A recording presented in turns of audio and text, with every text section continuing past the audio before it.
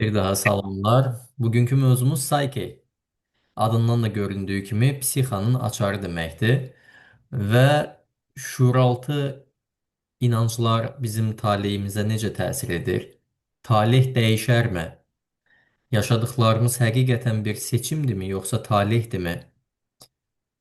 Əgər seçimdirsə nə etmək olar? Talehdirsə nə etmək olar? Bugün bunlara baxacağıq sizinlə. İnanclarımızın həyatımızdakı təsirlərinə baxacağıq. Və bu bizi zehin həbsxanasına salan bu inanclarımızı necə dəyişə bilərik? Bunun yolları nədir? Psyche bizə necə kömək edə bilər? Hamısına baxacağıq bugün. Sizinlə bir slayd paylaşımım olacaq. Bu slayd üzərindən ilerləyəcəyik. Yəqin ki, mənim ekranımı indi hər biriniz görə bilirsiniz. Tam şəkildə, deyilmi? Hı hı. Şuur altındakı talihimiz Psyche ilə necə dəyişmək olar? Mən hər zaman çıxışlarımda bu sözlə başlayıram. Belə seminarlar, prezentasiyalar olanda. Mevlana'nın bir sözü var. Deyir ki, necə ki susamış biri suyu axtarırsa, su da susuzluğunu dindirəcəyi birini axtarır. Çox dərin bir fəlsəfi mənası var əslində. Yəni, insan həyatda nəyin axtarışında olursa, axtardığı şey də əslində onu axtarır. Biz çox vaxt ehtiyacımız olan şeyi çox uzaqlarda axtarırıq, amma bəzən o həqiqətən də çox belə burnumuzun dibində olur, amma biz onu ya görmürük, ya da ki, görmək istəmirik. Çünki görəcəyimiz zaman canımızın yanacağından qorxuruq. Acı alacağımızı düşünürük. Bu səbəbdən də onu görmək istəmirik. Mevlana'nın bir dənə də gözəl söz var. Deyir ki, bunu birlik qanununda da deyilir. Einstein də sonra illər sonra demişdir. İnsan əslində bütövün bir parçasıdır. Təbiətdə hər şey bütövün bir parçasıdır. Ağaclar, quşlar, bütün bu kainat, dənizin dalğaları, insan özü, insanın bədənindəki bütün zərrəciklər, hamısı əslində bütöv kainatın bir parçasıdır. Və kainatda nə qədər şey görürsünüzsə, ondan insanın daxilində də var. Baxın, insanın daxilində də dəmir var, kalsium var, magnezium var, deyilmi? Və bunlar təbiətdə bir çox yerlərdə var. Bir çox kimyəvi elementlərin cəmindən ibarətik. Atomlardan ibarətik, ulduz zərrəciklərindən, tozlarından ibarətik. Bu onu göstərir ki, hər şey bir vahidin içərisində dövr edir. İnsan yaranır, yaşayır, dünyasını dəyişir, torpağa qarışır və o torpaqda yeni, belə deyək, o yeni bitkilər, yeni həyatlar, yeni canlılar çıxır həmin torpaqdan və həyat bu şəkildə milyon illərdir ki, bu şəkildə dövr edir. Elə isə bu o deməkdir ki, təbiətdə nə görürüksə, kainatda, uçsuz-bucaqsız kainatda biz nəyi görürüksə, o şeylərin hər biri bizim özümüzdə də var və biz də onlarda varıq. Elə isə nəyə görə biz özümüzü bu böyük ilahi gücdən, qüvvədən uzaq ayrı bir şey olaraq görürük ki? Səbəbi çox bəsitdir. Bunun adı ayrılıq illüziyasıdır. Yəni insanın özünü yaradandan, kainatdan, bütövdən ayrı bir varlıq olaraq görməsi. İnsan həyatda bir şeyə müxtəlif pəncərələrdən baxa bilir və eyni şeyə əsasən həyatda dörd fərqli pəncərədən biz baxarıq. Bəzi insanlar vardır, həyata səbəb-nəticə əlaqəsi olaraq baxarlar. Yəni, bir səbəb vardır, bir nəticə vardır. Bəzi insanlar vardır ki, həyatda olan şeyləri özünə dərs çıxaracağı bir siqnal olaraq görərlər. Bəzi insanlar vardır, həyatda yaşadıklarını yozub ondan müxtəlif nəticələr çıxarırlar. Bəzi insanlar vardır ki, bunların hamısını eyni səviyyədə görürlər. Onun artıq reallıq səviyyəsi bambaşqa bir reallıq səviyyəsidir. Və mənim bu elmdə öyrəndiyim ən əsas şeylərdən birisi bu olub ki, insan həyatda eyni şeyə dörd pəncərənin dördündən də baxa bilər. Və hər pəncərədə fərqli bir şey görə bilər. Və ən təməldə görə biləcəyi reallıq obyektiv reallıqdır. Obyektiv reallıq nə deməkdir? Obyektiv reallıq bizim ənənəvi bildiyimiz elm deyə dedikləri riyaziyyatın, fizikanın, kimyanın öyrəndiyi O elmi dedikləri şey var. Bax, həmin o reallıq səviyyəsidir. Yəni hər şey bir-birindən ayrıdır. Mövcud olan yeganə reallıq budur. Hər şeyin bir başlanğıcı və sonu vardır, sonrası yoxdur.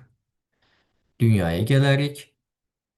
Hər kəsin bir ömrü vardır. 50, 60, 70, 80, 90, kimisi 100 il yaşayar və bu yaşam müddəti ərzində nə yaşayarsa odur, ondan nə əvvəli yoxdur, nə də ondan sonrası yoxdur.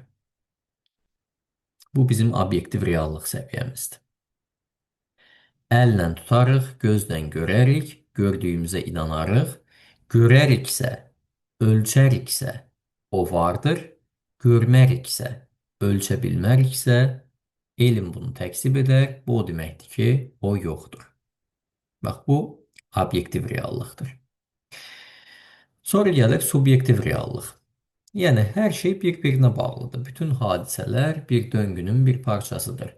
İnsan doğular, yaşayar, yaradar, uşaqları olar, o insan həyatını itirər, ölər, torpağa qarışar, ya kimləri dini inancı səbəbilə yandırırlar, kimləri çaya atılar, kimləri torpağa tapşırırlar. Bir şəkildə, yəni yox olmaz. Yandırılsa belə yenə də o yanmağı belə bir üzvü maddə qeyri-üzvü maddəyə, qeyri-üzvü üzvü maddəyə və s. bir şeydən başqa bir şeyə dönüşər və hər şey bir döngünün içərisində davam edir. Fəsillərin davam elədiyi kimi yaz, yay, payız, qış, dünya devran dönər, hər şey bu şəkildə dövr eləyər. Bir də vardır simvolik reallıq. Nədir bu simvolik reallıq? Hər şey bir simvoldur. Hər şeyin bizə, özümüzə və yaşamımıza bir mesajı vardır və hər şey siz nəyə qərar versəniz o mənaya gələr. Mütləq bir həqiqət yoxdur. Siz öz həqiqətlərinizi özünüz yaradarsınız. Nəyə hansı mənanı yükləsəniz o sizin üçün odur. Eyni hadisəyə birisi yaxşı baxar, birisi pis baxar. Kim necə baxarsa, onunla o cür bir münasibət yaşayar. Günəş hər kəsə doğar, kimisi üçün sevincdir, kimisi üçün kədərdir. Yağış hər kəsə yağar, yəni bulud gələr, göy üzü tutular, yağış yağar, leysan tökülər. Əkinçi üçün bu böyük bir xoşbəxtlikdir, çünki tarlası, zəmisi sulanacaqdır. Çətiri olmayan bir insan üçün isə bir faciədir. Çünki o islanacaqdır. Amma yağışın da yağmağında dəyişən heç bir şey yoxdur. Ona yüklənilən mənalar dəyişməkdədir. Odur ki, həyata bir simvol olaraq baxarıq və hər şeyi bir simvol kimi görərik. Bir də vardır holistik reallıq. Yəni, hər şey birdir, bütünün bir parçasıdır. Nə mən səndən ayrıyam, nə də ki, sən məndən ayrısan. Mevlana'nın dediyi kimi. Yəni, dənizin dalğaları hər biri dənizin bir parçası olsa da ayrı-ayrılıqda dəniz deyildir. Amma dəniz özü ayrı-ayrı bu dalğaların cəmindən ibarətdir. Həyatda eyni şeyə müxtəlif reallıq səviyyələrindən baxa bilərsiniz. Hətta eyni şeyə. Məsələn, bir insanın qrip olmasını düşünək, ya da xəstələnməsini, virusa yoluxmağını düşünək. Obyektiv reallıq səviyyəsində virus vardır. Bu virus bir insan orqanizminə düşmüşdür. Orqanizm həmin virus səbəbilə xəstələnmişdir. Bədən də buna qarşı bir simptom verir. Subyektiv reallıq səviyyəsində isə bu xəstəliyin başqa yanaşıb başqa şeylərlə də bir əlaqəsi vardır. Adam yorulmuşdur, immuniteti düşmüşdür, immuniteti düşdüyünə görə xəstələnmişdir. Müxtəlif səbəblərin, yəni və yaxud xəstə insanlarla kontaktda olmuşdur. Yəni bir səbəb başqa bir səbəblə əlaqəlidir. Simvolik reallıq vardır. Bu insanın xəstələnməyi əslində buna bir mesaj verir. Əslində bu insan yaxınlaşan çox çətin bir qərar ilə üz-üzədir. Yaxın zamanda çox çətin bir qərar alacaqdır. Bu qərar onu çox sıxar və yaxud bir yerdə bir toplantıda iştirak eləyəcəkdir, bir səhnəyə çıxacaqdır. və o səhnədə çıxmağın şüur altında çox dərin qorxuları və narahatlıqları vardır. O qədər narahat olmuşdur ki, beyin alternativ üsullar axtarır, amma heç bir bəhanə tapa bilməz ki, o səhnəyə çıxmasın, o iclasda iştirak etməsin. Və zehin bədənsel olaraq özünü xəstələndirməklə ən ideal bir səbəbi tapmışdır. Çünki heç kəs ona heç bir söz deyə bilməz. Ya da bu insan xəstələndiyi zaman heç bir zaman ətrafdan görmədiyi diqqəti, qayğını və sevgini görmüşdür. Bu səbəbdən də xəstələnər ki, o insan həmin o sevgini, diqqəti və qayğını yenidən yaşaya bilsin. Bu da simvolik bir reallıqdır. Və bir də vardır holistik reallıq. Bunların hamısını eyni səviyyədə görmək. Yəni bu insanın xəstələnməyinin e, ümumi, universal bir yaradanla bir əlaqəsi vardır. Bu insanın xəstələnməsi öz həyatına çəkdiyi bir reallıqdır. Özü bu xəstəliyi həyatına çəkmişdir. Bəli, virus baxımından xəstələnmişdir, virusa yoluxmuşdur və s. Amma virusa yoluxmasından savayı Bertelingerin də dediyi kimi xəstələndiyimiz zaman əslində sağaldılacaq bir bədən yoxdur. Təşəkkür ediləcək bir keçmiş, bağışlanacaq bir xatirə və təmizlənəcək bir zehin vardır. Yəni, bir insanın xəstələnməyi 4 reallıq səviyyəsinin 4-ündə də ona fərqli mesajlar gətirər. Və əslində bizim fiziki narahatlıqlarımız da holistik reallıq səviyyəsində əslində zehnimizin, bədənimizin bizə, daha doğrusu zehnimizin bizə bədənimiz vasitəsilə bir şeyləri, mesajları çatdırmaq cəhdidir. Ona qulaq verib onu anlamaq, dərk etmək lazımdır. O qədər belə şeylər olur ki, səbəbini bilməyən xəstəliklər, heç cürə sağala bilməmək, bir türlü yaxşı ola bilməmək, nə bilim, günəşə çıxanda allergik reaksiyalar, o qədər həkim gəzilir, o qədər, nə bilim, xaricdə həkim qalmır ki, day adam getməsin, gəlməsin, professorlardan tutmuş, ordinarius professorlara qədər çıxılır, amma adamın xəstəliyinin heç bir biolojik səbəbi tapıla bilmir. Çünki axtardıqları şey axtardıqları yerdə deyil, başqa bir yerdədir. Zehnin tam dərinliyindədir. Çünki hər birimiz bütövün bir parçasıyıq və bizim tərəfimizdən kainat deyə adlandırılan bütövlüyün bir hissəsiyik, deyər Einstein. Zaman və məkan baxımından məhdud bir hissəsi. O, yəni insan özünü, düşüncələrini və duyğularını digərlərindən ayrılmış bir şey kimi hiss edər. Bu isə onun şuurunun bir növ vizual illüziyasıdır. Bu illüziya bizi şəxsi istəklərimizə və yalnız ətrafımızdakı bir neçə nəfəri sevməyə məhdudlaşdıran bir növ həbsxanadır. Vəzifəmiz bu həbsxanadan qurtulmaq, bütün canlıları və onların gözəlliyi ilə təbiəti əhatə edəcək şəkildə sevgi dairəmizi genişləndirmək olmalıdır. Yəni, insan özünü kainatdan, bütövdən, başqalarından ayrı zənn edər. Halbuki, bu sadəcə olaraq özünü aldatmağından başqa bir şey deyildir. Çünki insan kainatın, yaradanın bir parçasıdır və onu bu ilahi gücdən ayıran tək bir özəllik vardır. Çünki insan zaman və məkanla məhduddur. Bu, biraz daha belə mistik səviyyədə biz baxaq məsələyə. Nəsiminin də öz şeirlərində dediyi bir şey vardır. E, Məndə sığar iki cahan, mən bu cahana sığmazam. Əslində bunu demək istəyirdi Nəsim də bizə. Yəni insan özü bu kainatın bir parçasıdır. Sadəcə bir illüziyaya qapılır. Elə bilir ki, o yalnızdır. O güvəndə deyil. Və fikir verin, insan da dünyaya gələndə birinci növbədə nə axtarışında olur? Güvən axtarışında olur. Yəni doğulanda bizim sadəcə əlimizdə bir dənə qüvvəmiz olur, ağlamaq qabiliyyəti. İnsan elə bir canlıdır ki, ona baxmasan, onu yedizdirməsən, çizdirməsən, altını təmizləməsən, çimdirməsən, həyatda qala biləcək potensiala malik deyil insan. İnsan yaşamağı həyat boyunca öyrənir.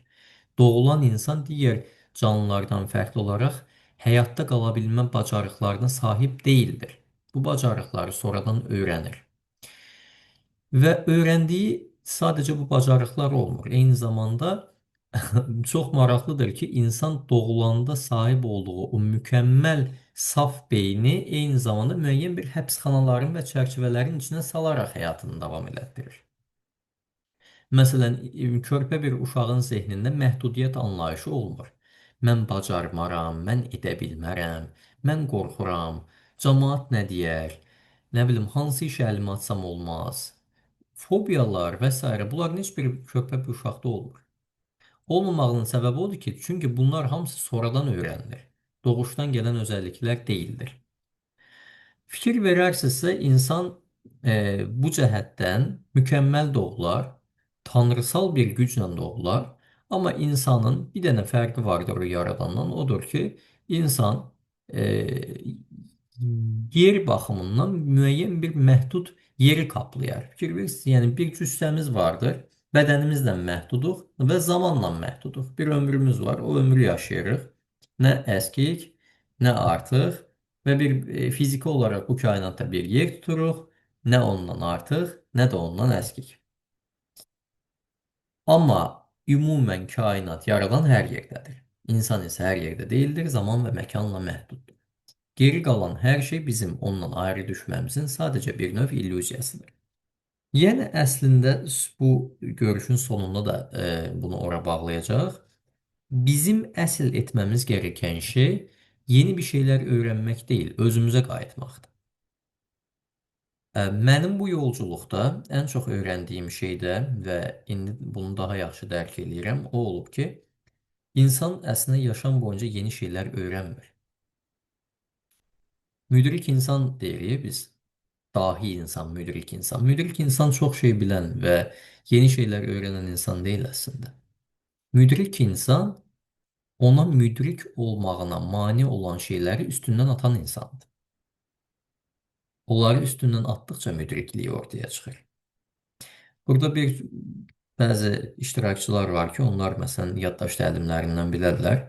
Yaddaş texnikaları təlimində olanlar var, sayki seanslarında iştirak edənlər var. İndi siz yaddaş təlimində iştirak edənlər yaxşı bilərsiniz ki, biz əslində nə edirik? Biz beynin təbii işləmə prinsipini ortaya çıxarırıq. Əslində yoxdan bir şey var eləmirik. Mövcud potensialımıza mane olan şey nədirsə, həmin maneləri biz ortadan qaldırırıq. Ondan sonra bu potensial üzə çıxır. Bir çoxumuzun etdiyi səhv bax bundan ibarətdir həyat boyunca. Biz psixoloqa gedirik, biz videolara baxırıq, biz həyat boyunca problemimizi həll etmək üçün bir şeylər öyrənməyə çalışırıq. Halbuki ən doğru öyrənə biləcəyiniz şey odur ki, dəyişmək üçün ehtiyac duyduğunuz şey sizin öz daxilinizdədir. Sadəcə üstünüzdən sizə mane olan yükləri atmağınız lazımdır. Psyche bunu öyrədir. Bu adam Rob Williams Psyche'nin yaradıcısıdır. 2024-cü ildə vəfat etmişdir. Sağlığında onlayn şəkildə onunla görüşmə fürsətim olmuşdu. Marmaris şəhərində qatıldığım bir proqramda. Rob Williams'ın gözəl bir sözü vardı. Deyirdi ki, hər bir problem və xəstəliklər də buna daxildir. Ayrılıq illüziyasının bir qoludur. Şəxsiyyətin pozulmuş və məhdudlaşdırıcı filtrləri olmayanda ancaq mükəmməllik təcrübə edilə bilər. Yəni, bizim həyatda yaşadığımız istər xəstəliklər olsun, istər başqa problemlər olsun, istər özgüvənsizlik olsun, depressiyalar olsun, narahatlıqlar olsun, o panik ataklar olsun, o nə bilim evdən çölə çıxa bilməmələr olsun. Bunların hamısı əslində insanın o ali vəziyyətindən, pak vəziyyətindən uzaq düşmə problemindən başqa bir şey deyil. Və şəxsiyyətin bu məhdudlaşdırıcı filtrləri yaşam boyunca insanın üzərinə hopur. Həyatda qarşı bir çərçivələr müəyyən edirik, özümüzə bir çərçivələr, divarlar çəkirik. Amma bunlar ortadan qalxdığı zaman ancaq mükəmməllik təcrübə oluna bilər. Məsələn, fikir verin, bəzi insanlar vardır ki, onlar bəzi deməyək, elə çox insanlarda bu belədir. Bir insan nə vaxt ki ölür, öləndən sonra qədir qiyməti bilinir. Başlayır bu insanla bağlı yaxşı şeylər danışılmağa, belə pozitiv. Əslində bunun səbəbi bilirsiniz nədir? Çünki bu insan artıq həyatda deyildir və bir insan bizim aramızdan fiziksel olaraq ayrıldıqdan sonra şuuraltı zehnimizdə bu insanla bağlı əslində bu insan artıq bizdən uzaqda durduğuna görə stres səviyyəsi də uzaqlaşır və bu səbəbdən də biz o insanın Adətən mükəmməl formlarını düşünürük. İdeal yaşını, ideal çəkisini, ideal görünüşünü, ideal xüsusiyyətlərini və s. Yəni əslində e, bir çoxumuz bunu təcrübə etmişikdir. İstər tanınmış insanların arasında, istər öz çevrəmizdə sağlığında qədir-qiyməti bilinməz, amma öldükdən sonra çox mətah birisi olar. Nəyə görə? Çünki artıq həmin o filtrlər, onun üzərinə bizim geyindirdiyimiz etiketlər yoxdur. O etiketlər bitmişdir. O kimliklər sona çatmışdır. Bu səbəbdən də adətən pozitiv şeylər xatırlanır. Həmin bu bizim üstümüzə geyindiyimiz, zehnimizə hopan və bizim həyatımızı avtopilotda idarə edən sistemin adı inancdır. Bu son illərdə çox populyardır, bəlkə eşidərsiniz. Şuuraltı proqramlar, şuuraltı kodlar, şuuraltı nə bilim şifrələr və s. Bunlar çox egzotik səsləndiyinə görə bunları belə adlar qoyurlar. Amma əslində reallıq odur ki, şuuraltımızdakı proqramların ən belə doğru ona yaraşan bir adı var. İnanc. Bu inanclar bizim bilgi ya da təcrübələrimizə əsaslanaraq zehnimizin çıxartdığı nəticələrdir. Bunlar bizi ya dəstəkləyirlər, ya da bizim potensialımızı məhdudlaşdırırlar və bizə mane olurlar.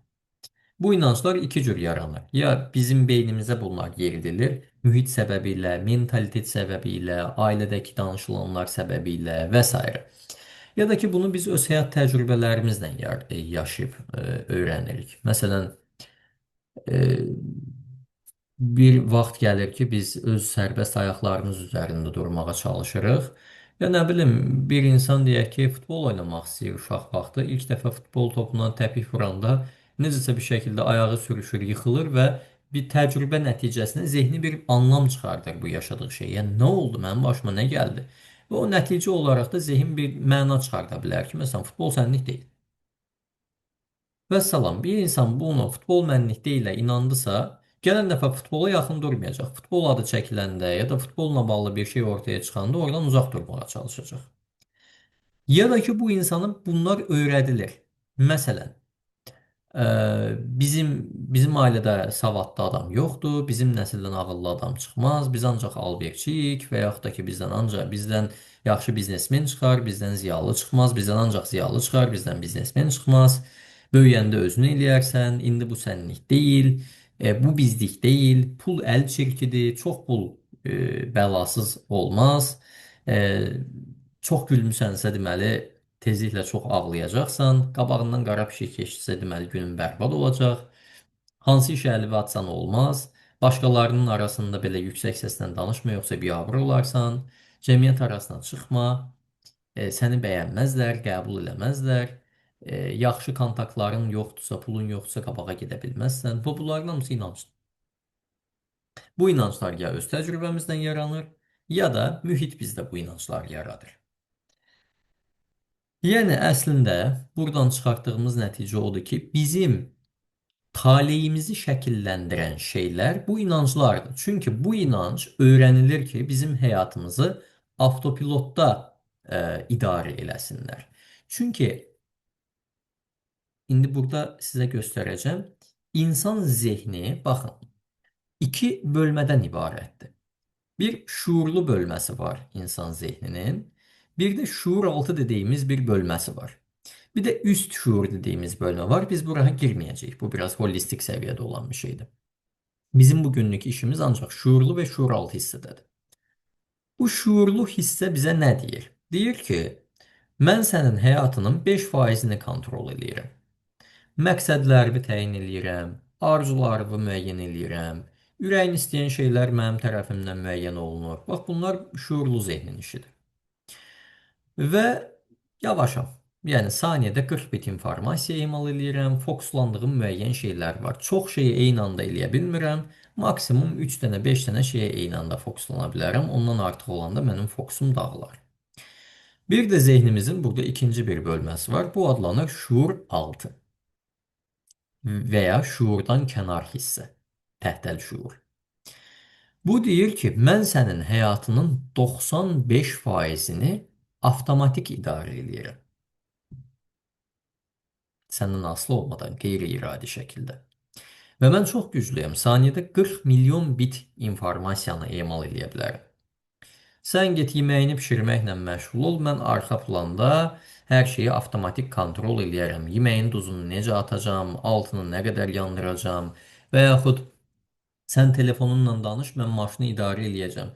Qaza da basacağım, tormuza da basacağım, sağa da dönəcəm, sola da dönəcəm, o dönmə işıqlarını da yandıracağım, arada svetofora baxacağım, yol hərəkət qaydalarına baxacağım, başqa mövzulardan da maraqlanacağım. Amma bunları deyən hamısı nədir? Bizim şuuraltı zehnimizdir. O qədər güclüdür ki, eyni anda bir neçə şeyi avtomatik şəkildə idarə edə bilir. Bu bir tərəfdən orqanlarımızın işləməyini təmin edir, nəfəs almağı ihmal etmir, yediyimiz yeməyi həzm eləməklə məşğuldur. Qeyri-ixtiyari şəkildə avtopilotda bunu idarə edir. Şuuraltı zehin şuurlu zehindən 1 milyon dəfə daha sürətlə işləyir və həyatımızın 95%-ni idarə edir. Məşhur hüceyrə bioloqu var, Bruce Lipton. O, İnancın Biologiyası əsərində deyir ki, zənn edilənin əksinə bizim həyatımızı genlərimiz yox, bizim inanclarımız formalaşdırır. Və bu inancların gündəlik həyatımızdakı rolu 95%-dir və bu inancların da 70%-i negativdir. Yəni bizi əngəlləyəcək inanclardır, bizi dəstəkləyəcək inanclar deyil. İş belə olduğu halda bu inanclar dəyişilməsə insan həyatının 70%-i avtopilotda neqativə doğru gedir. Ona görə də şuuraltı inancları pozitiv olan insanlar uğurdan uğura qaçarkən, xoşbəxt, huzurlu, məmnuniyyət dolu bir həyat yaşayarkən, şuuraltı inancları neqativ olan insanlar isə heç səbəbini bilmədən eyni bir döngünün içindən çıxa bilməzlər, təkrar-təkrar eyni şeyləri yaşayarlar və nəyə görə bunu yaşadıklarını da bilməzlər. Axırda gedərlər, ya deyərlər ki, kimsə mənə cadu eləyib, gedim özümü bir təmizlətdirim, ya üstümdə qara qüvvələr var və yaxud da ki, mənim bəxtim qaradır, mən belə gəlmişəm, belə də gedəcəm. Jung zamanında ona görə deyib ki, şuur altının fərqində olmayan bir insan başına hər gələni talih zənn edir. Siz onu şuura dönüşdürmədikcə, fərqinə varmadıqca, həyatınız avtopilotda davamlı təkrar edər və siz bunu talih adlandırarsınız. Həmin bu şuuraltı bölməmiz inanclar toplusudur. Bu inanclar şuuraltının proqramlarıdır. Bayaq dediyimiz kimi. Şuurlu zehnin fokuslanması gereken şeyler az olduğuna göre ve hayat boyunca da insan yeni şeyler öğrenmek mecburiyetinde olduğu için şuuraltı zihin bu inançları formalaştırır ve bu inançlar hayatımızı avtopilotta idarə edir, heç fərqində olmadan. Ona görə də məsələn İstəyirsiniz ki, sağlam qidalanasınız, amma bir müddətdən sonra 3 gün, 5 gün, bir müddətdən sonra gedərsiniz yenə şirniyyatlardan, nə bilim, karbohidratlardan, fast foodlardan yapışarsınız. Ya da çox istəyirsiniz ki, idmanla məşğul olasınız. Bir gün, 2 gün, bir həftə, 2 həftə sonra buraxarsınız, əvvəlki vəziyyətinizə geri qayıdarsınız. Çox istəyirsiniz ki, uğurlu bir münasibət qurasınız, cəhd eləyərsiniz, bir türlü alınmaz. Həyatınıza eyni belə deyək, hadisələri, eyni tip insanları çəkərsiniz və səbəbini də bilməzsiniz. Görək bu zehindəki inanclar bizim həyatımızda necə işləyirlər? Ümumən zehin necə işləyir və necə təsir edir bizim həyatımıza? Baxın. Deməli, bizim bildiyimiz qədərilə insanın bu şuuraltı zehni ana bətnində olduğu vaxtdan aktiv vəziyyətdədir. Ana bətninə düşdüyümüz andan ikinci, üçüncü aydan etibarən artıq şuuraltı zehin başlayır qeyd tutmağa. Bu bir diktafona bənzəyir. O vaxtdan qoşulur, yaşam boyunca davamlı hər şeyi yazır. 6 yaşına qədər, yəni 0-6 yaş arası bu çox pik səviyyədə olur. Şuuraltı davamlı qeyd halında olur və ətrafda nə görür, nə eşidir, nə təcrübə edirsə hamısını mənimsəyir. Şuuraltımızdakı bu inanclı, yəni daha doğrusu zehnimiz görmək, eşitmək, iyi bilmə, dad bilmə, toxunma kanalları ilə aldığı dataları beyinə ötürür. Beynimiz, yəni şuuraltımız yaşadığı şeyin nə olduğunu mənalandırmaq üçün keçmiş təcrübələrindəki 3 əsas şeyə baxır. İnsanlara, vəziyyətlərə və hadisələrə. Yəni başımıza bir şey gələndə beynin gedib referans olaraq aldığı 3 şey var. Bu mənim indiyə kimi tanıdığım hansı insanlara bənzəyir? Bu mənim indiyə qədər düşdüyüm hansı vəziyyətə bənzəyir? Mən daha öncə buna bənzər hadisə yaşamışammı? Beyin mütləq bunu gedir bir şeylə əlaqələndirir və o əlaqələndirdiyi şeydə Zamanında qazandığı inanc nədirsə, o inancı gətirir bu hadisədə də gözünə bir eynək kimi taxır. Çünki onun üçün onunla bu eyni şeydir. Bu inanc bizdə bir duyğu yaradır. Bu duyğu əsasən iki növü vardır duyğunun. Pozitivlər və neqativlər. İşte əgər bu duyğu neqativdirsə, bu neqativ duyğu bir stres yaradır və bu stresdən qurtulmaq üçün insan başlayır ya mübarizə aparmağa, hücum çəkməyə, ya oradan qaçmağa, ya da heç bir şey eləyə bilmir. Donub qalır, kilitlənir. Və üçünün də nəticəsi olaraq bir şey əldə edir insan həyatda. Və bu əldə etdiyi şeyə baxanda, o nəticəni görəndə bu psixoloji, nevroloji ya da sosial problemlər yaradır və bu insanın həyatında təkrar edir. Məsələn, bir nümunəsini deyim sizə. Məsələn, bir insan vardır, inanır ki, uşaqlıqda çox çətin bir uşaqlıq keçirib, çox belə təhlükədə, çox belə narahatlıq dolu, keçmişində çox belə narahatlıq və gərginlik dolu bir travmatik bir həyatı olub və bu travmatik həyatın içərisində o daim özünü güvəndə hiss etmək istəyib. Hətta ailələrinə qarşı təzyiqlər olunub, valideynlərinə qarşı təzyiqlər olunub, kənardan çox müdaxilələr olunub və s. Hətta e, valideyninin müəyyən işlərindən ötürü belə deyək, valideynini hədələyiblər ki, sənin gör başına nə oyun açacaq və s.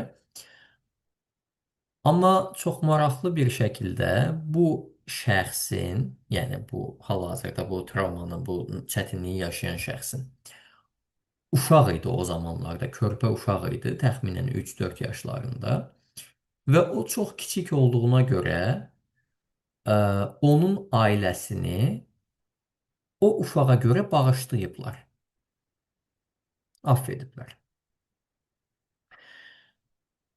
Uşağın zehni həmin anda belə bir inanc formalaşdırıb. Mənim ailəmin təhlükəsizliyi mənim uşaqlığım, kiçikliyim səbəbilə güvən altındadır.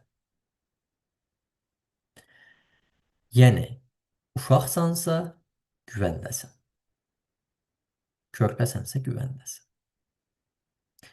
Üstündən illər keçir, bu insan 30 yaşa gəlir, çatır, 30-u da keçir hətta. Bu insan heç bir işdə uğur qazana bilmir. Nəyə əlini atırsa heç biri olmur. Yəni çox belə disiplinsizlik, çox intizamsızlıq, çox belə necə deyərlər, ertələmə, çox böyük imkanlar var, çox böyük fürsətlər var, çox yaxşı iş təklifləri var. Var da var yəni, yoxdur. Amma bu adam yerindən tərpənə bilmir, hərəkətə keçə bilmir. Sanki hansı iş əlinə atırsa daş olur, yerində qalır. Hı. Bir gün bu seans zamanı bir şey üzə çıxdı. Bir inanc üzə çıxdı ki, bu insan əgər bir çalışma edilir, bir balanslaşdırma deyirik biz Saikidə buna, bir inanc dəyişdirilirsə, yəni bu insanın Saikidə özəlliklə bu çox açıq, aydın şəkildə bilinir. Çünki əzələ testləri vasitəsilə, praktik kinesioloji vasitəsilə bu insanın zehninin nəyə inanıb, nəyə inanmadığı ölçülə bilir. Tamam, bu insan artıq disiplinli olacağına, uğurlu olacağına inanmırdı, amma artıq inanır. Baxırıq, görür burada bir problem yoxdur. Adamın uğurlu olacağına, hətta çox-çox uğurlu olacağına, hansı işə əlinə atsa, hamısının olacağına dair inancı möhkəmdir. Amma olmur ki, olmur. Hmm. Belə olduğu halda bu onu göstərir ki, bu insanın problemdən qazandığı bir fayda olmalıdır. Yəni həyatınızda davamlı bir problem təkrarlanırsa və nə edirsinizsə eləyin, bu problemdən xilas ola bilmirsinizsə, çıxa bilmirsinizsə, bu onu göstərir ki, bir çox hallarda sizi həmin o problemə tutub saxlayan müəyyən faydalar var. Bu faydalar gözdən görünmür bir çox hallarda. Adam deyə bilər ki, bu mən problemdən nə fayda əldə edəcəm? Yəni problemi yaşamağa davam etməklə mən həyatda nə qazana bilərəm? Çox məntiqsizdir, deyilmi? Amma zehnin belə bir özəlliyi var. İnanc hardadır? Şuur altındadır.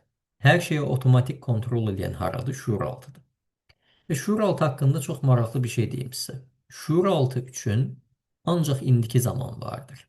Nə keçmiş, nə də gələcək deyilən bir şey yoxdur. Şuurlu zehin keçmişə də gedər, gələcəyə də gedər, indiyə də baxar. Şuuraltı zehin üçün amma hər şey indi mövcuddur. Ona görə də gələcəkdəki hələ olmamış bir şeyin qorxusunu, panikasını sizə indi yaşadar. Ya da keçmişdə yaşadığınız bir travmanın stresini hal-hazırda yaşamağa davam edərsiniz. İndi də yaşamağa davam edərsiniz. Halbuki o zaman olub bitmişdir. Onun üçün ancaq indiki zaman olduğu üçün şuuraltı zehin bütün zamanlarında yaşadığı ya da yaşamamış olduğu stresləri indiki zamana inteqrasiya edər. Bu insanın problemi odur ki, bu insan, gələk həmin bu qəhrəmanımıza, zehninin dərinliklərində güvəndə ola bilməsi üçün uşaq olması gərəkdiyinə inanır. Yəni mən kiçikəmsə, körpəyəmsə, balacayamsa, uşağamsa, deməli mən güvəndəyim. Ailəm güvəndədir. Huzurluyuq, hər şey qaydasındadır. O uşaq böyük olsaydı nə olacaqdı? Vay o ailənin halına. Heç yaxşı şeylər olmayacaqdı. Onları vəziyyətdən çıxardan onun körpə olmağı idi. Zehin həmin anda belə bir inanc yaratmışdı. Balaca qalmaq, körpə qalmaq bərabərdir güvən. Ona görə də zehin üçün hal-hazırda 30 yaşı keçmiş olsa belə, uğurlu olmaq onun üçün şuuraltı zehnində ciddi bir təhlükə mənbəyidir. Çünki şuuraltı zehin məntiqsel olaraq onu dərk eləyə bilmir. Onun üçün ancaq indiki zaman var. Uğurlu olsan böyüyəcəksən, inkişaf etsən böyüyəcəksən, böyüsən, inkişaf eləsən nə olacaq? Güvəndə olmayacaqsan, sən təhlükədə olacaqsan. Və zehnin hər zaman bir məqsədi vardır. İnsanı komfortda saxlamaq, insanı güvəndə saxlamaq. Çünki zehin tanıdığı narahatlığı tanımadığı komfortdan üstün tutar. Bunu heç vaxt unutmayın. Zehin tanıdığı narahatlığı tanımadığı komfortdan üstün tutar. Ona görə də komfort zonadan çıxmaq istəməz. Çünki çıxacağı zaman yeni ağrılar alacağına inanar və bu yeni ağrılar onun gözünü çox qorxudar. Yaxşı, o zaman belə çıxır ki, bu insanın qabağa getməməyində, olduğu yerdə saymağındakı faydası nədir? Güvən. Niyə zehin ancaq inansın ki, güvəndə olduğum zaman, inkişaf eləmədiyim, balaca qaldığım zaman güvəndəyim? Bu bir inancdır. Bunu o yaradıb. Bu insan inkişaf etdiyi zaman da güvəndə olacağına da inana bilər. Hətta inkişaf elədiyi zaman, böyüdüyü zaman daha da güvəndə olacağına inana bilər. O inancını dəyişdirdikdən sonra o insan elə böyük uğurlara imza atdı ki, elm belə izah eləyə bilməz. Bax, bunun adı möcüzədir. Yəni, ağlın qavraya bilmədiyi bir şeylə qarşılaşması. Çox möcüzəvi görsənə bilər, səslənə bilər, amma əslində səbəb çox ortadadır. İnsanın performansını qısıtlayan bir inanc vardır. O inanc ortadan qaldırıldıqdan sonra iş öz-özünə avtomatik gedər. Yəni, baxın indi bu slaydımıza. Bu insanın gözünə taxdığı eynək nə deyir? Deyir ki, uğurlu olma yoxsa güvəndə olmayacaqsan. Stres ortaya çıxdı. Nəticədə ya vuruşur, ya qaçır, ya donur qalır. Ya özünü çox stresə salır, çox özünü oradan ora vurur, buradan bura vurur. Nəticədə uğursuzluq yaşayır. Ya mühitdən qaçır, məsuliyyətdən qaçır. Nəticədə uğursuzluq yaşayır. Ya da heç bir şey eləmir, yenə də uğursuzluq yaşayır. Və bu uğursuzluğunu görəndə öz inancını təsdiqləyir. Bax, mən demişdim də, məndən adam olmayacaq ya da mən qabağa gedə bilməyəcəm. Bu mənlik deyil. Və davamlı gözündəki eynəyin nömrəsi artdığına görə, davamlı o inancı özünü təsdiqlədiyinə görə eyni şeyləri dəfələrlə yaşamağa davam edir. Və bu həyatımızın bir çox sahəsində belədir. Mən sizə deyim. Yas və itki bölməsində özgüvənlə bağlı, münasibətlərlə bağlı, pulla bağlı, mənəviyyatla bağlı, şəxsi güclə bağlı, sağlamlıqla bağlı. Xəstə olduğum zaman diqqət və qayğı görərəm. Adam heç bir zaman görmədiyi diqqət və qayğını xəstələndiyi zaman görür və ehtiyacı olan şey də nədir? Diqqət və qayğı görmək, sevilmək. Niyə sağlam olanda diqqət, qayğı görə bilməzsən? İnanmırsansa görənməzsən. Henry Ford'un bir sözü var. Bir şeyi inansan da haqlısan, inanmasan da haqlısan. Xəstə olduğun zaman sadəcə o diqqəti görəcəyinə inanırsansa haqlısan. Ancaq xəstə olanda görəcəksən. Sağlamkən də bunu görəcəyinə inanırsansa haqlısan. Sağlamkən də görərsən. Hansına inansan o reallığı yaşayarsan. Çünki insan həyatının reallığı iki səviyyədə yaranır. Biri zehin səviyyəsində, bir də zehin səviyyəsində yaratdığı reallığı real həyata proyeksiya edir. Yəni projektor necə əks etdirirsə, real həyata inteqrasiya edib əks etdirir və həmin reallığı yaşayır.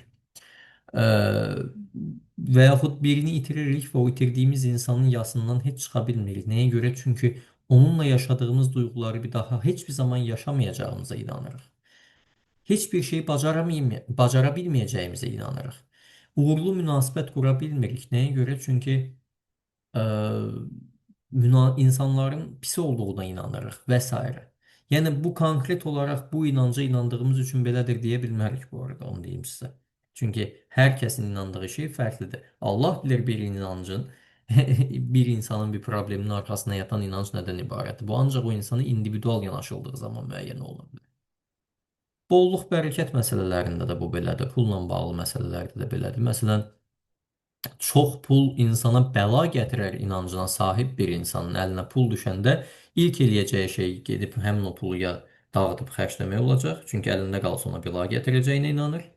Ya da ki, o pulu sıxıb saxlayacaq, xərcləməyəcək ki, birdən sağa sola xərcləyərəm və bu mənə bəla gətirər. Və yaxud da ki, qıtlıq düşüncəsində də bu belədir. Gördüyünüz kimi, yəni inanc insanın həyatının böyük bir qismini idarə edir. Və bu inanca sahib olduqca həyatında davamlı pul problemi yaşayır. Hər problemi yaşayanda da deyir ki, baba demişdim də, pul insana problemdən başqa bir şey gətirməz. Çünki o ona inanır, onu görür. İndi mən sizə bir deməli sual verəcəm. Bunu özünüzdə qeyd eləyin. Bir baxın, biraz özümüzü kəşf edək. Özünüzə bir sual verin. Həyatda nail olmaq istədiyiniz üç əsas hədəfiniz nədir? Və bu üç dənə əsas hədəf nəyə görə deyil? Çünki üç dənəyə ideal şəkildə beyin fokuslana bilir. Sonra bu hədəflərə nail olmağınıza mane olan daxili və xarici faktorlar hansılardır? Nə sizə mane olur buna çatmağa? Və özünüzə ən çox dediyiniz üç müsbət və üç mənfi ifadə nədir? Bir çətinlik, bir tərslik yaşayanda özünüzü təhqir mi edirsiniz, yoxsa özünüzü deyirsiniz, dəstəkləyici ifadələr mi istifadə edirsiniz? Bax, bunları tapın. Burada inanclarını dəyişdirmiş bəzi insanlar var. O insanların həyat hekayələrini öz istəkləri ilə deyə bilər ki, biz bunları insanlarla bölüşmək istəyirik. İndi mən bunları qoyacağım sizə, sonra öz hekayəmdən biraz danışacağım. Ondan sonra da bu inanclar necə dəyişdirilə bilər, bunun üsulunu deyəcəm sizə. Şimdi baxaq bu videoya. Əminə xanım xatırlayırsınız. Səs gəlirmi? Gəlirmi? Təsdiq verin. Bəli, gəlir. Bəli, gəlir. Bəli. O zaman qoyaq. Əminə xanım xatırlayırsınızsa sizin də bir sayki çalışmasının artıq sonuna gəlmişik. İlk sualım odur ki, siz nə hansı mövzuları işlədik seansda? 2018-ci ildə əməliyyat olmuşdum. Bu əməliyyatdan mən qorxular keçirmişdim. Həyatınızda necə çətinliklər yaşayırdınız? Hər addımda qorxuyla, hər yandan heç vaxt ləzzət almamışdım. Xatırlayırsınızmı? Spesifik olaraq hansı nüanslara toxunduq, hansı mövzuları işlədik? Qorxular barəsində hüzur, daxil, güclülük, çox saymaq olar. Seansdan əvvəlki Səbinə xanımla seansdan sonraki Səbinə xanım arasında necə bir fərq var? Həyatdan küsmüş, mübarizələrdən qaçan bir insan, amma indi həyatda dik duran, hüzur tapan, yaşamaq üçün mübarizə aparan, məqsədinə çatan insanlar. Həm fiziki olaraq, həm zehni olaraq. Zaten Saygı'nın əsas məqsədi də ondan ibarətdir ki, partnyorun, yəni seansda keçən şəxsin öz problemlərini həll edə bilməsi üçün ehtiyac duyduğu bütün resursların və bütün gücün onun daxilində olduğunu, o daxilindəki müdrikliyi aşkara çıxarmasını hədəfləyir. Çünki hər bir insan əslində özünü dəyişdirəcək gücə, qüdrətə malikdir. Sadece onu aşkara çıkartmak lazımdı. Bunu da ettiğiniz için sizi tebrik ederim. Çok sağ olun. Doğru cesareti tapın. Gelin. Salam, hoş geldiniz. Biz sizinle geçen il bir sayki seansı hayata geçirmiştik. Bilmək olarmı bu seans hakkında tecrübeleriniz neden ibarettir? Hər zaman həyata qarşı dik duruşum var idi. Siz mənə başa saldınız ki, həyatda nə qədər güclü dursanız da həyat sizi biraz daha da aşağı çəkməyə çalışacaq. Siz daha çox həyatın akışına özünüzü buraxın. Hər kəs mənim gücüm Bu arada bunu mən sizə deyim. Bu da çox maraqlı məqamlardan birisidir. Həyatda nəyə ehtiyac duyarsınızsa, həmişə həyat sizi ondan sınayar, onu unutmayın. Yəni həyatda həmişə güclü olmaq istəsəniz, həyat sizi güclü olmağınızı sizə göstərəcək çətinliklərlə sınayar. Fikir verin, güclü olmaq istəyən insanların həyatında problem əskik olmaz. Nəyə görə? Çünki ehtiyacı olan özünü güclü hiss eləməkdirsə, həmişə problemin içinə düşər ki, görsün bu gücü nə qədərdir. Çünki gücünüzü necə bilə bilərsiniz? Ancaq o gücünüzü sınayacaq çətinliyin içinə düşəndə görə bilərsiniz. tərəfini görməli idi. Amma sizin seansdan sonra mən başa düşdüm ki, mən də normal insanlar kimi həm gülə bilərəm, həm ağlaya bilərəm, həm həyat mənə nə gətirirsə gətirsin, mən onun akışına qapılıb getməyi bacarmalıyam. Sayki seansından sonra həyatınızda təcrübə etdiyiniz fərqli şey nə idi? Mən başa düşdüm ki, əslində güc mənim özümdəymiş. Seansdan əvvəlki özünüzlə seansdan sonraki özünüzü qısa bir cümlə ilə necə ifadə edərdiniz? Seansdan öncəki solmuş bir xanım, seansdan sonra belə deyim, çiçəyə bənzətsək, zambaq çiçəyi. Heç zaman solmur. Çox gözəl. Yəqin ki, sizdəki bu dəyişimləri görən başqa insanlar da sənə nə oldu deyə sual verirlər və bunu necə bacardığınızı soruşurlar. Onlara Saikidi izah etmək istəyəndə nə deyirsiniz? İçinizdəki gücü tapın. Fərəh xanım, salam, xoş gəlmisiniz. Biz sizinlə bir Saiki seansı həyata keçirmişdik. Bilmək olarmı bu Saiki seansı sizin üçün necə bir təcrübə idi?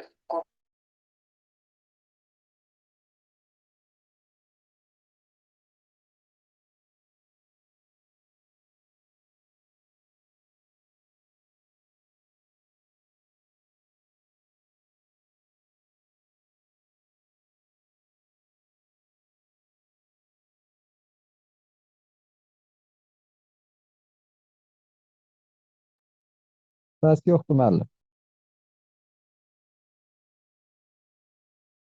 Demək, əziz yoldaşlar, hal-hazırda bunu dayandırmalı oldum. Nəyə görə? Çünki sizə çox gözəl bir xəbərim var. Çox yaxşı bir xəbərdir. Mən bayaqdan bu Psyche haqqında danışıram və hal-hazırda bu Psyche təlimini, bu elmini dünyada cəmi 27 nəfər keçir. Və bu 27 Psyche təlimçisindən biri də mənim müəllimimdir. Hörmətli ustadım Eralp Caner. İndicə mənə zəng elədi. İndi hal-hazırda Zoom-a qoşulacaq və bundan sonraki suallarınızı ona verə biləcəksiniz. İndi mən linki göndərdim ona. Qoşulacaq hal-hazırda. Bu çox böyük bir, gözəl bir xəbər oldu. Çünki mən indi videolarda gördünüz, biraz da özümdən danışım. Həmin bu məhdudlaşdırıcı inancları həyatımızdakı bu məhdudlaşdırıcı inanclarımızı dəyişdirməyin ən ideal, ən belə necə deyərlər, sərfəli yolu mənim 2021-ci ildə öyrəndiyim Psyche təlimindən sonra oldu. Və Psyche sayəsində mənim həyatım çox dəyişdi. Yəni qısaca indiyə qədər öyrəndiyim çoxlu üsullar var idi, metodlar var idi, amma bu metod sayəsində mən öz daxili gücümü kəşf elədim. Hansı ki, o videolarda da iştirak edən şəxslərin əslində görürsüz. Həmin şəxslər öz həyat təcrübələrini bölüşürlər. Həyat elə bir yolculuqdur ki, heç bir zaman bitməyən bir yolculuqdur. Bayaqdan elə sizinlə bölüşdüyümüz şey də o idi ki, insan həyatında əslində mükəmməl doğulur və bu doğulduğu bu mükəmməlliyi zaman boyunca öyrəndiyi məhdudlaşdırıcı inanclar səbəbilə uzaqlaşır. Bu bizim müəllimlərimizdən birisi var, Marta Vargasın dediyi bir nümunədə həmişə mən bunu izah edirəm. Bu şəkildə gördüyünüz məşhur Michelangelo'nun məşhur David heykəlidir və Michelangelo'dan soruşublar ki, Sən mərməri yonub bu möhtəşəm David heykəlini necə yaratdın? Mərmərdən Davidi necə ərsəyə gətirdin? O da deyib ki, mən mərmərdən Davidi yaratmadım. Tanrı zaten Davidi o mərmərin içində yaratmışdı. Təbiət zaten Davidi o mərmərin içinə qoymuşdu. Mən sadəcə mərmərdən Davidi olmayan hissələri çıxartdım. Yəni əslində hər birimiz mükəmməl dünyaya gəlirik. Sadəcə məhdudlaşdırıcı inanclar səbəbilə o mükəmməllikdən uzaqlaşırıq və biz də artıq bizə xidmət etməyən inancları ruhumuzdan çıxartdığımız zaman ancaq mükəmməllik təcrübə oluna bilər. Mükəmməlliyin sirri insanın ona xidmət etməyən inancları sistemindən çıxartmasında yatır. İndi hal-hazırda bir dəqiqəyə yəqin ki, hocamız qoşulacaq. Mən bir bağlantı yaratmağa çalışacağım. Sizin suallarınız varsa bol-bol suallarınızı hal-hazırda hazırlayın.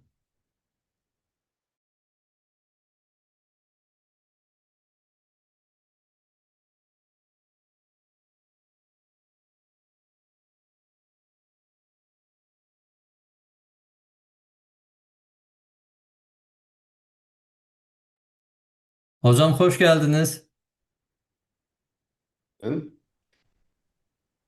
Merhabalar herkese. İki kişi mi var? Yok, Ha yok. Bayağı bir kişi var. Ben niye iki kişi görüyorum? 23 kişi var. 23 kişiyik. Hocam çok sağ olun geldiğiniz için. Ben, Rica ederim. Benim ben size haberim yoktu. Bilseydim daha erkenden gelirdim ama anca.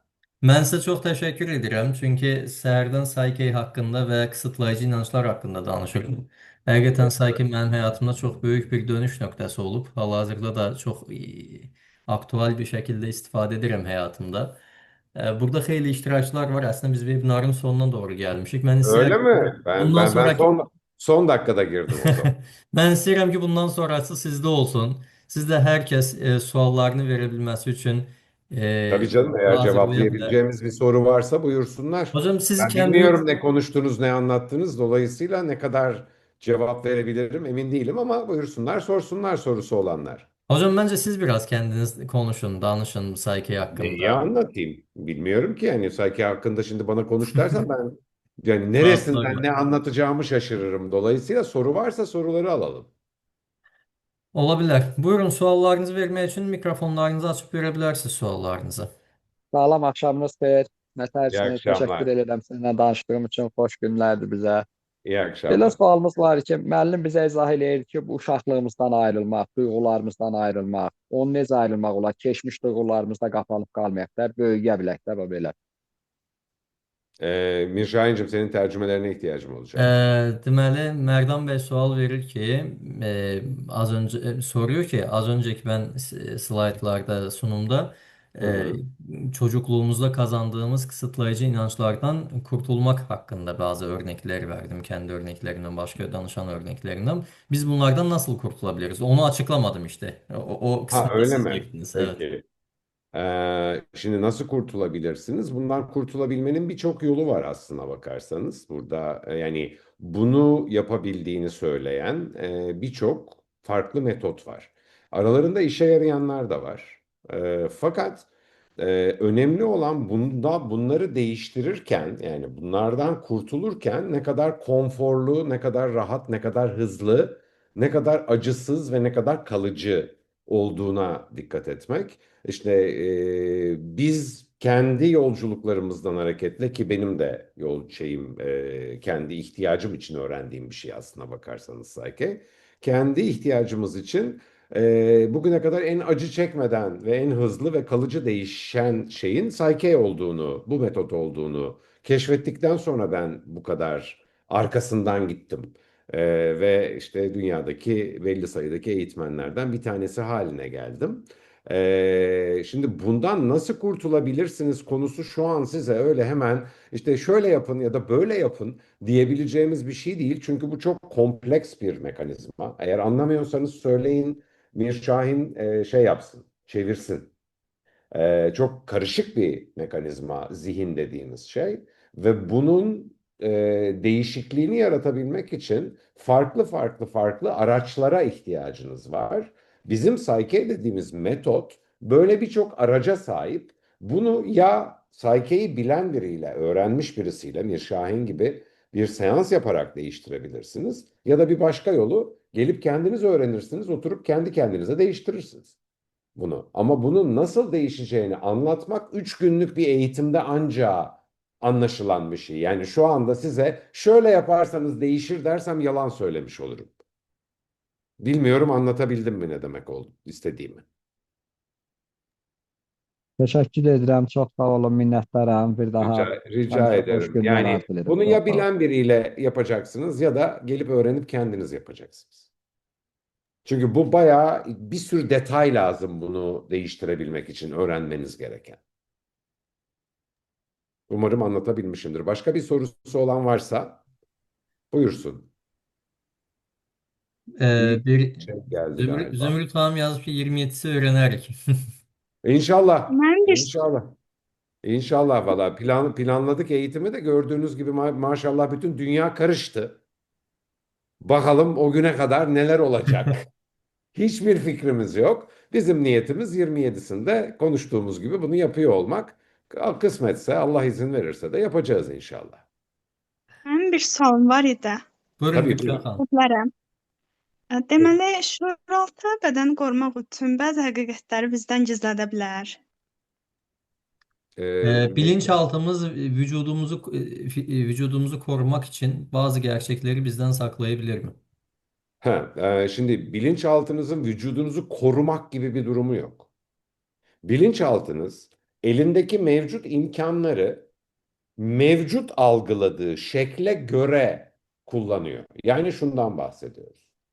Bilinçaltınız için normal o anda vücut ne haldeyse o. Yani kanserli bir insanın normali kanser. Ve elindeki bütün imkanları o normalin içinde sonuna kadar kullanıp sonuna kadar hayatta tutmaya çalışıyor. Yani bilinçaltı zannettiğiniz gibi düşünebilen bir yer değil. Bilinçaltı bir bilgisayarın hard diski gibi. Yani içeride bir program var.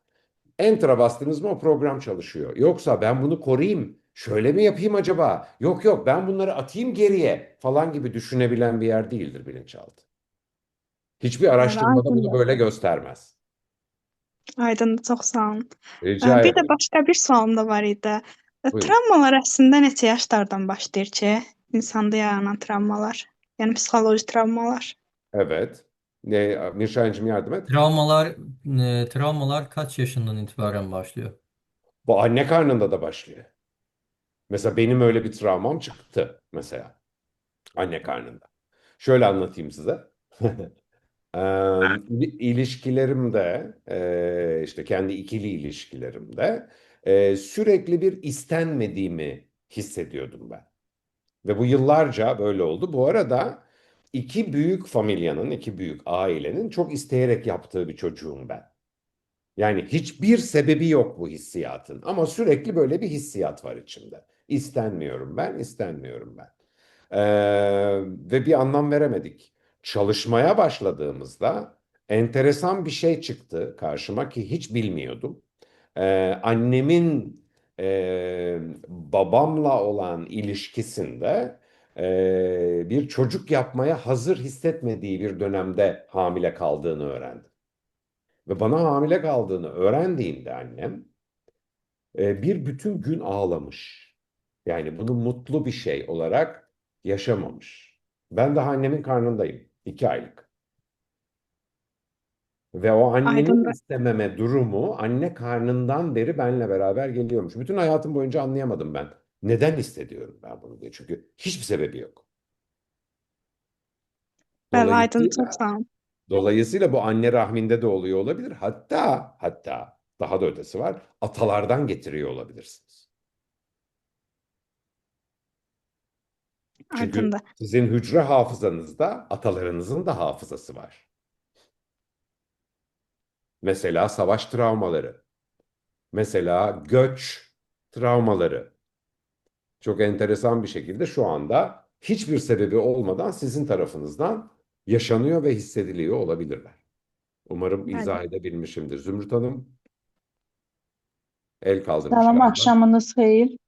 İyi akşamlar. Saki təlimini onlayn keçirsiniz ümumiyyətlə? Onlayn mümkündürmü? Mümkün online birinci seviyede size kendinizle nasıl çalışmanız gerektiğini öğretiyoruz. Kendi kendinizle çalışabiliyorsunuz. Eğer işte bu 27'sinde yapacağımız eğitime gelirseniz orada hem kendinizle hem de başkalarıyla çalışmayı öğrenebiliyorsunuz. Ama mümkün. Teşekkürler. Rica ederim. Başka bir sorusu var mı? Ben böyle sonradan dahil oldum bu toplantıya ama. Buyurun İyi, Sayın Hanım. akşamınız hayır olsun. Hocam İyi iyi akşamlar akşamlar. efendim. İyi akşamlar. Şimdi benim böyle bir sorum var. Yani Buyurun. bir kadın ikili ilişkilerde hep başarısız oluyorsa bunun alt nedeni hani anne baba evlat erkek çocuğu beklerken kız çocuğu dünyaya gelmesinden kaynaklanabilir mi? Kaynaklanabilir ama bambaşka şeylerden de kaynaklanıyor olabilir. Şimdi onun ne olduğunu anlayabilmek ve onu değiştirebilmek için o konuyla ilgili çalışmaya oturmamız lazım. Orada sizin ağzınızdan çıkanlar, aklınıza gelenler bizi onun kökü neyse oraya doğru götürür ve orada anlayabiliriz. Şu anda sadece bir fikrimiz olabilir. Yani bir hipotez olabilir hayatımızda. Evet Anladım. işte çocuklukta böyle bir şey yaşadı. Dolayısıyla da şimdi böyle bir şey yaşıyor. Ama mesela benim temin anlattığım gibi çocukluğumda da yaşamadığım bir hissiyattı o. Biraz biraz bu hikayelere şey gibi bakmak lazım. Yani merakla seyretmek lazım işi. Çünkü Evet, genelde bilmiyoruz aslında nereden geliyor olduğunu. Tahminimiz var. Tahmin ediyoruz. evet aynen. Ama onun ne olduğunu bulabilmek için gerçekten oturup onu bir çalışmak gerekiyor. Çok Anladım. şaşıracağınız şeylerle karşılaşıyor olabilirsiniz. Ya ben çok yaşadım. Yani kendi hayatımda çok yaşadım. Çok şaşırdığım bir sürü şeyle karşılaştım. Danışanlarım da karşılaştılar. Yani seans yaptığım kişiler de karşılaştılar. Hiç beklemedikleri şeylerle. Hiç haberleri olmayan şeyle bile. Sonra gittiler, bunu onayladılar ebeveynleriyle. Dolayısıyla olabiliyor. Merakla bakmak lazım. Hemen sürekli yaşadığınız bir problemin sebebini tahmin ettiğiniz yere bağlamaya çalışmayın. Onu yapıyor zihin. Ama Evet. zaten onun ne olduğuna bu kadar hakim olsanız bunu değiştirebilirsiniz. Olmuyor işte. Dönüp dönüp bakın ben size daha da enteresanını söyleyeyim. Bazen problemleri sürekli yaşıyor olmaktan dahi kazandığımız şeyler olabiliyor bizim. Çok ilginç bir vaka anlatayım size. Bir danışan geldi. 11.'ye iflas ediyor. 11 kere iflas etmiş vaziyette. Dönüp dönüp iflas ediyor. Ve her seferinde multimilyon dolarlar kazanıp iflas ediyor. En sonunda demişler ki bu normal değil. Bir çözüm ara buna. Ararken yolumuz kesişti bir şekilde ve biz çalışırken çok enteresan bir şeyle karşılaştı. Adam dedi ki birden uyandı sorduğum bir takım sorular ve yaptığımız çalışmalar esnasında. Benim dedi babam çok fakirdi ve ben her zengin olduğumda kendimi suçlu hissediyorum. Babamı mutsuz edecek, babamı başarısız gösterecek zannediyor benim zihnim dedi. Normalde sorsam bunu bulabilmesi mümkün değil. Gibi böyle çok enteresan yerlere gidebiliyor işler. Onu anlatmak için söyledim bunu. O yüzden de merakla bakın. Merakla bakın bir fikriniz olmasın mümkünse. Umarım izah edebilmişimdir. Çok teşekkür ederim hocam. Rica ederim. Rica ederim. Var mıdır başka sorusu olan? Yoksa o zaman ben sizi yavaş yavaş baş başa bırakayım. Zira içeride misafirlerim var. Ben sofradan kalktım geldim. Peki. Mirşahin'cim çok teşekkür ederim bu fırsat için. Ben aranızdan ayrılayım. Sen kapat yavaş yavaş. Biz de Hocam teşekkür ederiz. Çok ayarlar yaxşı karıştı, onu varsınız. düzeltmeye çalışıyorum burada. Galeri. Ha, Efendim, tamam, ne tamam, yapmaya tamam. çalışıyorsun? Şey karışmıştı da bu siz ana ekrana sabitlemiştim. Kendimi Ha öyle buldum. mi? Sese Peki. basın. Başka sual varsa son bir sual laf yoksa 27, 28, 29 Mart tarixlərində Sayki təməl səviyyə təlim planlaşdırmışıq Bakıda. Hocamız Bakıya gəlir. Evet. En son geçen il Evet. gelmişti. Evet. Şimdi inşallah bu sene de bir az kaldı. Özledim de bayağıdır gelemiyorum. Bir Bakü Aynen. zamanı geldi. İnşallah 2 hafta sonra görüşürüz hocam. İnşallah. İnşallah. O ara bir Amerika'ya gideceğim. Geleceğim o arada ben. Ondan sonra da oraya geleceğim. Ha, aman hocam Peki. dikkat edin Amerika'ya falan. Valla bu ara zaten neye dikkat edeceğimizi hepimiz şaşırdık. Arkadaşlar yani size söyleyebileceğim tek şey derin nefes alın, sakin kalın. Korkuyorsanız da hemen yardım alın. Çünkü çok zor zamanlardan geçiyoruz. Bu hiç alıştığımız bir şey değil. Bir de tabii şimdi bu yapay zeka çıktı, AI, MAI bir sürü hikaye. Kimse işin gerçeğini de göremiyor. Dolayısıyla durduk yerde stres yapıyoruz. Aman sakin kalın, iyi kalın. Zihninizin kontrolüne geçin.